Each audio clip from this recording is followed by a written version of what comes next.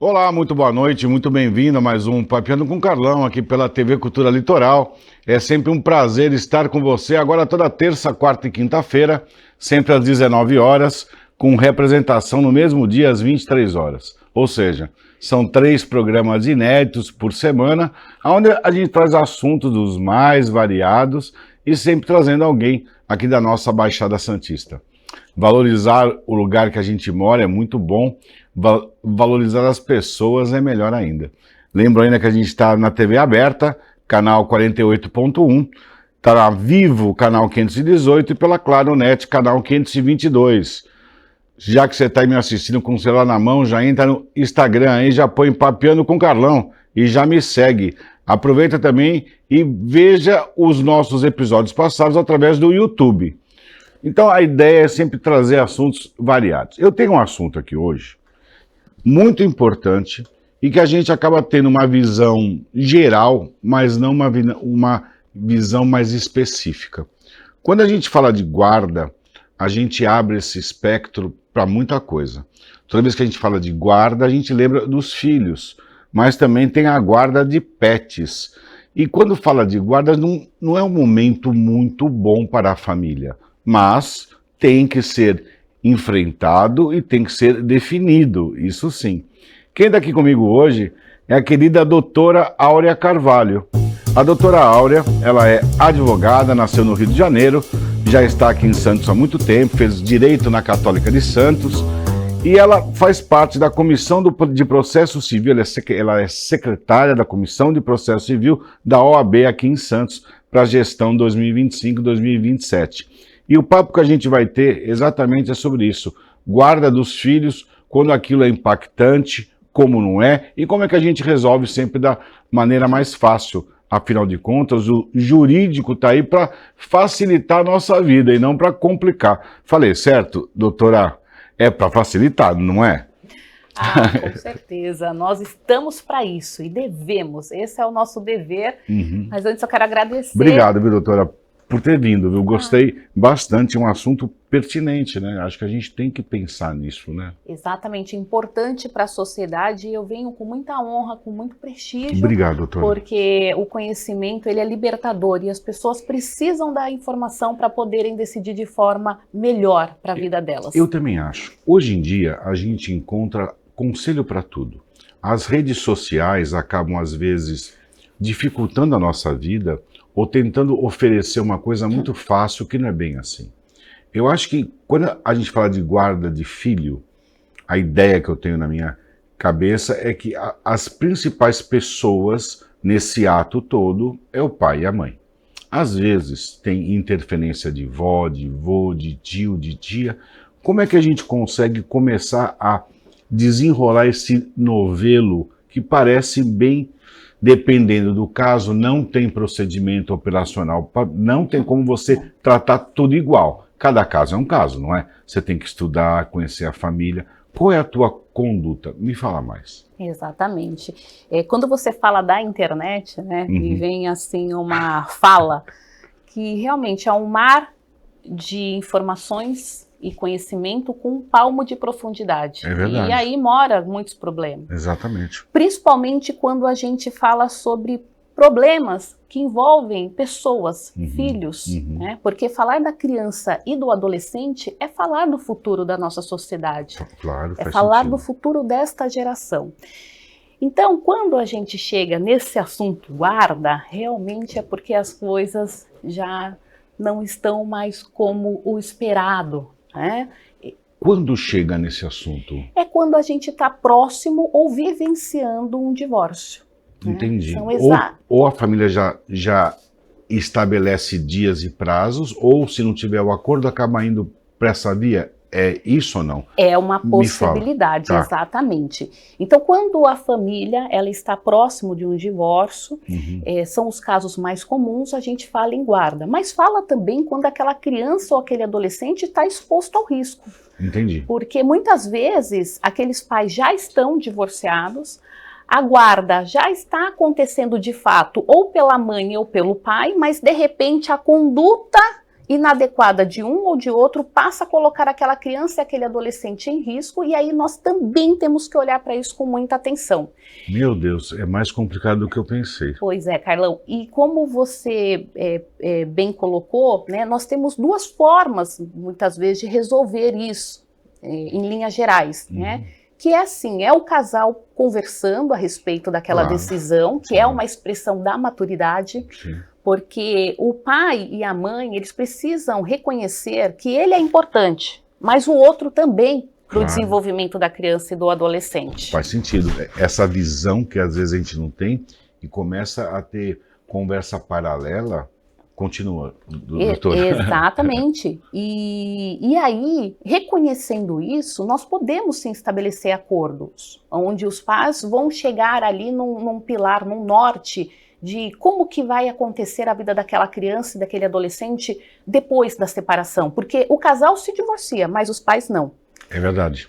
Então, e aí com esses acordos a gente pode sim homologar e deve no Poder Judiciário, porque a vida é cíclica. Então muitas vezes as pessoas assumem a responsabilidade de fazer aquilo, assume aquele compromisso, mas não cumpre depois, porque tem uma nova namorada, tem um novo relacionamento, tem né? um outro filho, Tem um outro filho, é complicado. Exatamente. Isso. Então, mesmo diante de acordo, o Poder Judiciário, ele tem sua importância em homologar isso para que essa decisão ela tenha um cunho legal, ela tenha uma obrigação legal e não só moral. Entendi.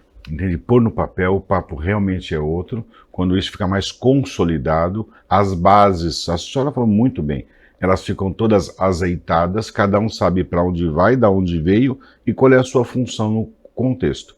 Quando a gente começa a falar de adolescente, eu estou passando por isso. A minha filha vai fazer 15 anos. E a minha filha mudou. Né, eu vou falar para a senhora dos 10 anos, do 11, do 15, ela mudou. Não quer tirar foto com o pai, sabe aquela história? Eu sou casado, tenho um outro filho de 12 anos. Ele é mais, assim, carinhoso. Mas a gente lidar com a fase adolescente não é fácil. E dependendo da fase que a criança está, se ela é um bebê, ou se ela tem 5 anos, 10 anos, 15 anos, 20 anos, quais são as obrigações e deveres que isso possa ter. Eu vou te trazer um caso que aconteceu com uma pessoa conhecida, só para você me ajudar a pensar. A gente não conversou muito antes justamente por causa disso. Eu gosto de falar as coisas no surprise. Perfeito. Um casal casado se separou sem filhos e aí a esposa, resolveu ser a tutora da sobrinha. Mesmo separado, esse amigo falou para a esposa que poderia ser o tutor junto para facilitar o processo junto ao juiz. E ele foi ser o tutor. Pois bem, separado, já de vias de fato, papel separado mesmo, e ele ajudava essa sobrinha, quer dizer, essa sobrinha da esposa, a ir para a escola, mas nunca coabitou com ela. Estou te passando o case. E isso foi indo muito bem. Chegou aos 18 anos, essa menina entrou na faculdade, ele entendia que ele era tutor, sim, até os 18 anos, né, porque ela já tem mais de 18 anos, então veio faculdade e tal. Bom, essa família contraiu uma dívida e a família entrou num processo contra o ex-tutor para que ele pague a conta da escola. É pertinente isso ou não? Então, olha que confusão. A partir da hora que a gente assume a guarda e a responsabilidade de uma criança e um adolescente, ela se estende, em linhas gerais, até o término da formação daquela pessoa. Entendi. Então, quando você fala para mim que ele se sentiu desobrigado pelo fato dela ter atingido a maioridade, eu digo que ele poderia estar desinformado em relação à responsabilidade da guarda que ele assumiu. Entendi. Porque isso é uma dúvida de muitos pais e geram problemas assim muito complexos, porque a lei autoriza somente por esta dívida civil a prisão civil. Entendi. Então, quando isso não fica bem esclarecido para aquele que assume uma guarda judicial, de que a responsabilidade dele vai até a fase de formação, de estudo daquela criança ou daquele adolescente que ele assumiu, ele se acha no direito de se exonerar quando, na verdade, existe ali uma obrigação legal que, da mesma forma que foi submetido ao crivo para ele assumir a guarda, também precisa ser submetido para ele exonerar. Então tem pai que fala assim, doutora, ela completou 18 anos, ela já inclusive estava morando com alguém, com um convivente, com o namorado dela, com o companheiro dela, e eu parei de pagar. Moralmente, tem sentido. É o pai, esse é o pai. Isso é o pai. É o pai. O pai ou o tutor. Tanto faz. Exatamente, porque o tutor, quando ele assume uma guarda, ele também, embora ele não seja o pai, ele é o responsável pela guarda daquela criança. Ou daquele adolescente. A responsabilidade de prover a proteção integral e preservar o melhor interesse da criança e do adolescente, ela se equipara do pai biológico, né? Que vamos dizer assim, que às vezes nem o pai biológico cumpre esse papel, Exatamente. mas o tutor, ele é responsável. Então, o que acontece? Às vezes o pai ou o tutor, ele se acha no direito moral de se desobrigar, porque na vida real faz sentido aquilo. Faz sentido, mas legalmente, da mesma forma que existiu a obrigação daquela responsabilidade, precisa também legalmente existir a desobrigação daquela responsabilidade, a exoneração daquela responsabilidade. Isso tem que ficar bem claro, Muito. Porque acaba confundindo bastante. Você viu que é pertinente isso, Fácil e de um acontecer. caso que não morou, não coabitou, não teve contato depois que a menina fez 15 anos, eu acompanhei esse caso de perto. Mas é bom a gente estar sempre consultando alguém, porque essas dúvidas aparecem. Tá legal o papo? Segura aí que já foi um bloco. Espera aí que a gente volta já já.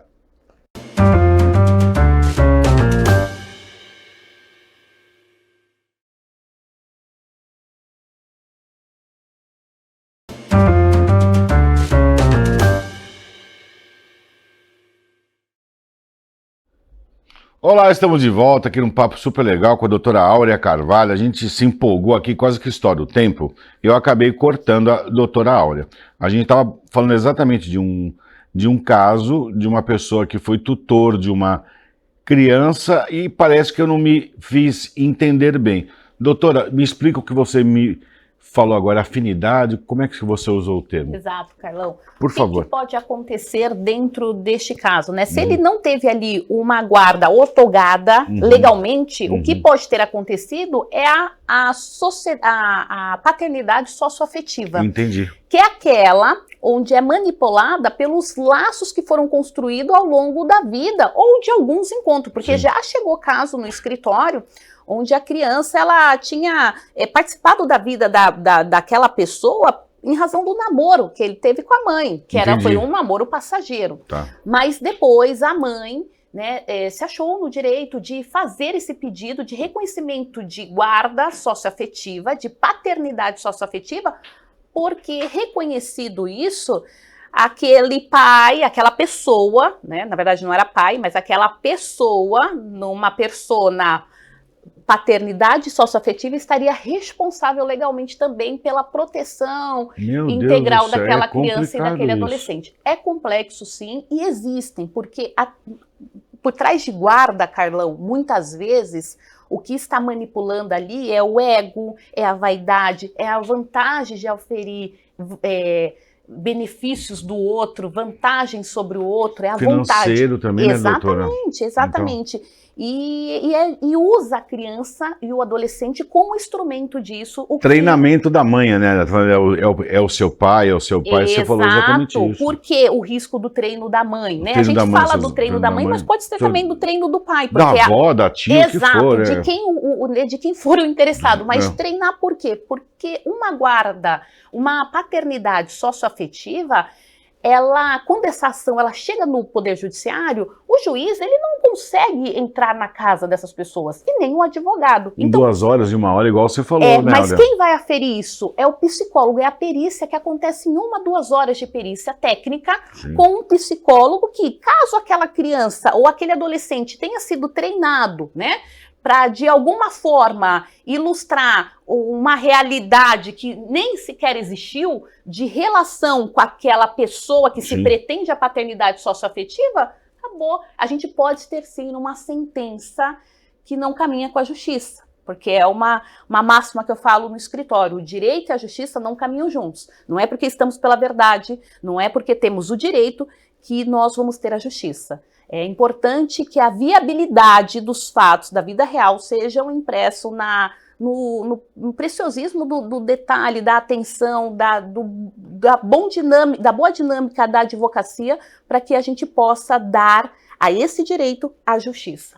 É impossível você não se envolver nos casos, você se envolve, né, Aurélia? Muito. Se envolve muito, e você leva isso aqui na cabeça para casa, não tem jeito. Você tem filhos? Eu tenho filhos, né? Na verdade, eu tenho um filho, é o Miguel, um filho maravilhoso. Quantos anos tem o Miguel? Tem 2 anos e meio. Sim, mas você é mãe. Eu sou. Você entende como o teu coração é diferente nisso tudo? Quando a gente fala de filho, a gente fala do nosso amor eterno. Filho é teu amor eterno, é a tua paixão eterna. Você dá vida pelo seu filho. Sim. E a paixão eterna. E quando você conhece esses casos, né, Aurélia, você acaba se envolvendo bastantão, não tem como não ser. Eu estava vendo aqui, tem tipo de guarda compartilhada, unilateral e alternada. Você pode falar para mim? Claro, com certeza. Isso é uma dúvida e muitas vezes dúvidas também de operadores do direito. A guarda compartilhada, ela é aquela guarda onde os pais vão decidir sobre a vida dos filhos, juntos. As responsabilidades. O que é o melhor para o nosso filho? O que é melhor para a nossa filha? Qual é o passo que vamos dar para ele? Essa viagem, essa escola, esse curso? Isso é guarda compartilhada. Não tem a ver com divisão de local físico da criança. Então, na guarda compartilhada, Carlão, a gente tem a residência fixa da criança, mas a gente tem a responsabilidade dividida. De ambos. E aquele que não tem a residência fixa, ele tem o regime de regulamentação de visita em favor dele. Entendi. Então, mora com a mãe ou mora com o pai e aquele outro visita a criança, tira para passear, pernoita com a criança. Mas é compartilhada. Exato, que é a expressão da maturidade. Isso, a guarda compartilhada. É isso aí. A unilateral, só um decide? Exato. Um decide e o outro fiscaliza. Entendi. Tá? Então, assim, um que vai assumir toda aquela responsabilidade também vai ter um local físico e fixo daquela criança, a residência fixa da criança, geralmente, né, e por obviedade, com aquele que tem a guarda a seu favor, a guarda unilateral. E o pai ou a mãe que não detém essa guarda, ele vai fazer o quê? Fiscalizar. Mas vai ter em favor dele também um regime de convivência com a criança. Entendi. E a alternada? Isso que eu não entendi. Cada um fica um tempo, não sei. Exato. A alternada, ela é pouco acolhida no Brasil pela jurisprudência. Por quê? Divide lar, divide residência. Então, pode ser 1 semana com o pai, 1 semana com a mãe, 15 dias com o pai, 15 dias para a mãe. E já entenderam os estudos que isso não se revela razoável, porque as pessoas precisam de uma casa de referência, né? Onde fica a minha escova de dente? Exato. Então você vai viajar, não dá aquela sensação, que vontade de voltar para minha casa, né? Isso. E quando você não tem essa referência, isso pode comprometer o seu bom desenvolvimento. Então essa é uma diferença. É um assunto complexo, né, entre todas essas guardas. Não é tão fácil assim, não. E agora você vem com guarda de pets. O que é isso? Me explica. Me explica. A guarda de pet ainda causa muita estranheza nas pessoas, mas ela é plenamente possível, porque o Poder Judiciário reconheceu que os vínculos afetivos não é mais somente com humanos, né? Pode ser com pet também. Pode ser com o filho, pet. ele pode ser o pet. E em quantas famílias não é o pet o filho? É verdade, né? É verdade. Então, a partir da hora que a gente tem o pet reconhecido pelo Poder Judiciário como não mais um bem que era divisível, mas com vínculos afetivos. Exato, com um vínculo afetivo importante, o que o Poder Judiciário ele traz? os deveres sobre a responsabilidade de criação daquele pet. Porque o pet, ele também tem os seus compromissos, né? É quem vai levar no pet shop, quem vai passear, levar os o passeio cuidados, pet, os valores, os É, investimentos, né? Quem vai comprar a ração. Isso aí. Então, tudo isso também é plenamente possível e nós já tivemos casos, inclusive, de regulamentação de visita de pet. Meu Onde Deus! o casal se divorcia e aí já fica pré-estabelecido, né, aquele planejamento de o ano ímpar, o pet passa com o ano novo e o Natal com o dono, o ano par, o ano novo, o Natal com a dona. Então, assim, existem essas divisões justamente ali para poder trazer para o casal, né, a possibilidade e a responsabilidade do compartilhamento dos cuidados do pet. Faz sentido, é muito complexo, requer, eu acho que até para o direito, até quem tem a formação, às vezes pode surgir uma dúvida. Tanto é que a doutora está preparando um livro que será lançado no dia 2 de dezembro com um título sensacional. Guardar é para quem ama, não é para quem quer. É isso mesmo? Exato. Me fala mais do livro. Guarda é para quem ama e não para quem quer. Ele é um manual, um manual, e eu posso dizer, de vida real, de instrução, de estratégia, mas também de espiritualidade, porque são vidas e não tem como a gente separar a espiritualidade de quando a gente está diante da herança de Deus, que são os filhos. Claro.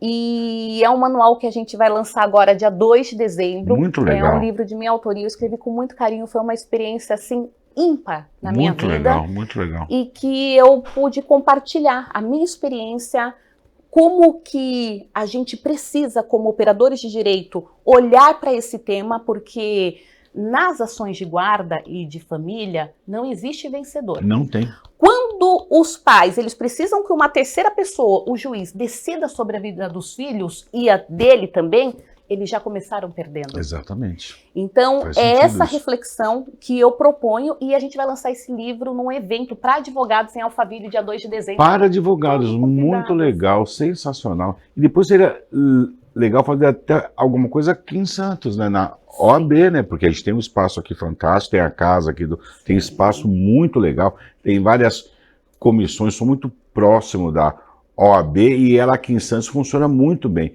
De novo, guarda é para quem ama, não é para quem quer. Exato. Não é isso? No dia 2 de dezembro.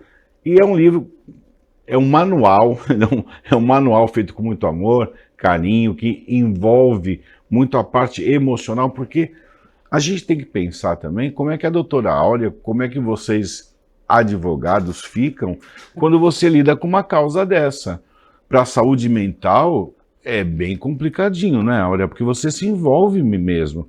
Você lembra do Miguel, você lembra do seu filho, graças a Deus ele não tem um problema com ele, mas Sim. você acaba remetendo a Sim. isso, não é? Exatamente. Eu digo que assim, olha, quando a gente entra no fórum para uma audiência, Vara de família, né, que fala. na maioria das vezes a gente escuta o salto bater. Isso. Mas quando se trata de ação de guarda, onde se disputa uma guarda, que pode aquela criança ter o prejuízo de ficar sem o pai ou sem a mãe, o coração ele bate mais alto. É verdade. Sempre foi a expressão de referência que eu dizia para minha equipe, para o meu time no escritório, eu falava, hoje o coração bateu mais alto que o salto.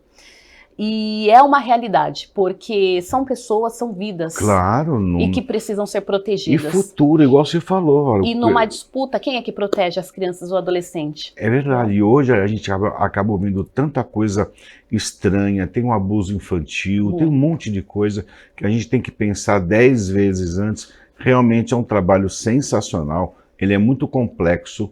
Não é 2 horas que vai decidir a sua vida, né? Como você falou muito bem. Olha, sucesso para você, amei conhecer você, a história é muito legal, a tua história de vida, lidar com isso, com essa responsabilidade parental que você lida com isso, é muito importante e isso sim é fazer direito da forma de justiça do direito e impondo o coração junto. Áurea, muito sucesso para você, sucesso mesmo. Amém. Eu vou arrumar um livro desse, olha, quando lançar eu vou grudar em você.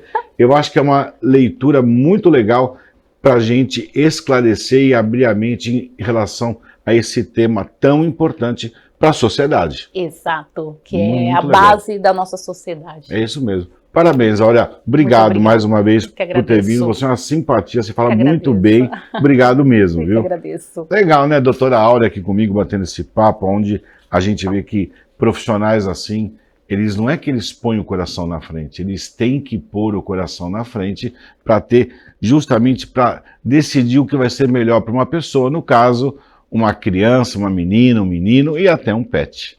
Para você que me assistiu, um grande beijo, até a próxima. Valeu, tchau, tchau.